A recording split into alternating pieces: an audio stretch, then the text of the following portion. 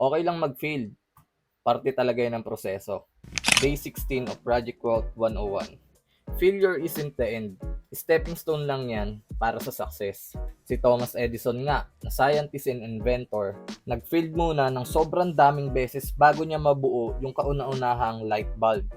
Imagine mo yun, kaya kada pagkakamali ay lesson para mas mapalapit tayo sa success. Tulad ko, kahit nasa proseso pa ako, sobrang dami ko ng pinagdaanan at sinubukan. Sobrang dami ko ng pagkakamaling nagawa, sobrang daming maling desisyon.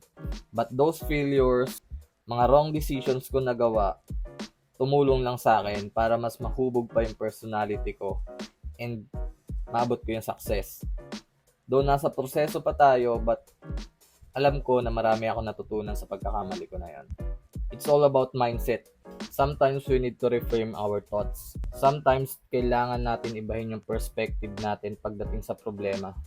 Naalala ko dati when I was starting making money independently nagbebenta ako ng mga thrifted clothes.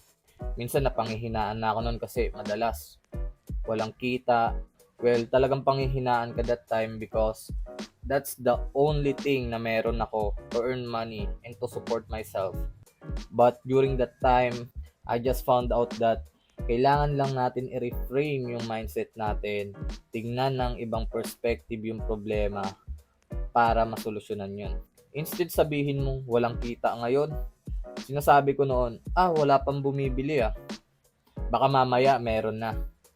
This small shift in perspective can dramatically change your approach to obstacles. Kaya iwasan mo yung negative things. Sinimulan ko yung pagtingin ko sa problema in other perspective in a positive way. Hanggang ngayon, dalang-dala ko pa siya.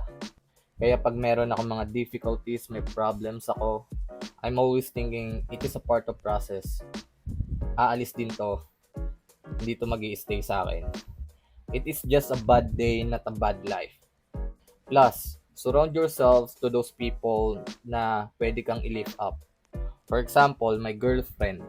She is always my support system sa kahit anong aspeto. She always take care of me. Lagi ko na-feel na appreciated ako sa kanya, which is nagbibigay sa akin yun ng feeling na hindi pala ako nag-iisa at may karamay ako. Kaya surround yourself sa mga taong katulad mo ng mindset at kaya kang alagaan.